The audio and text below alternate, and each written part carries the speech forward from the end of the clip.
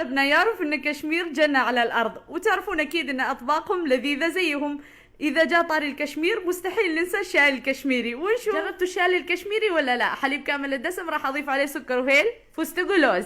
اتركه يغلي لين يصير نص الكمية. نبدأ بالكلام الثقيل. مدير كبير شاي اخضر، راح اضيف عليه ملح بكربونات الصوديوم الى مويه. اخذ الغلوة، الحين اقلب فيها لين لونه يصير على وردي. وهي تغلي اقدر اسويها كذا برضو اسهل. شوفوا اللون كيف صار على احمر، اصدم عيشتها بثلجة.